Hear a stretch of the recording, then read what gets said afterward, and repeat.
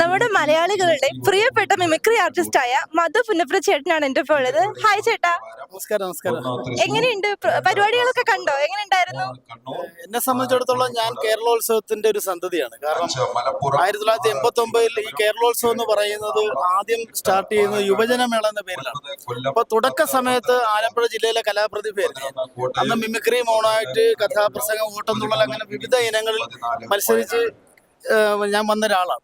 അപ്പൊ എന്റെ തുടക്കം എന്ന് പറയുന്നത് ഈ കേരളോത്സവമാണ്. കേരളോത്സവം പിന്നീട് നമ്മൾ കേരളോത്സവം എന്ന് പേര് മാറ്റിയതാണ്. അതുകൊണ്ട് തന്നെ ഒത്തിരി സന്തോഷമുണ്ട്. ഞാനൊരു പ്രോഗ്രാമിന് പോയതാണ്. ഇവിടെ വന്നതിന് മറ്റൊരു കാരണമുണ്ട്, എങ്കിൽ പോലും യാദൃശ്ചികമായിട്ട് കയറിയതാണ്. അപ്പോൾ ഈ കേരളോത്സവം ഒന്ന് കാണുക, ഇതുപോലുള്ള മത്സരങ്ങൾ ഒന്ന് കാണുക എന്നുള്ളൊരു സന്തോഷത്തോടു കൂടി തന്നെയാണ് ഞാനിവിടെ വന്നത്. വന്നപ്പോൾ ഇവിടെ കോൽക്കളി മത്സരം നടന്നുകൊണ്ടിരിക്കുകയാണ്. പക്ഷെ ഞാൻ പറഞ്ഞില്ല, എത്ര ഗംഭീരമായ മത്സരമാണ് ഇവിടെ നടക്കുന്നത്.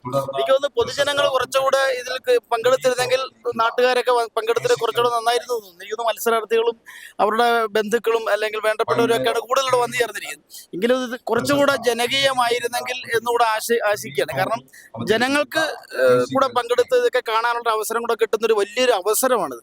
കാരണം എത്ര മനോഹരമാണ്, കണ്ടിട്ട് നമ്മൾ അത്ഭുതപ്പെട്ടാണ് ഈ മത്സരം കണ്ടിരിക്കുന്നത്. താങ്ക് യു സോ മച്ച് ചേട്ടാ. അപ്പോൾ ഒത്തിരി സന്തോഷമുണ്ട്. കാരണം ഈ ചാനലിന്റെ ഒരു പരിപാടിക്ക് ജസ്റ്റ് ഒരു ബൈറ്റ് ആണെങ്കിലും സംസാരിക്കാൻ ഒരു എളിയ കലാകാരൻ എന്ന നിലയിൽ എനിക്ക് സാധിച്ചാൽ ഒത്തിരി സന്തോഷം. Thank you. ഓക്കെ.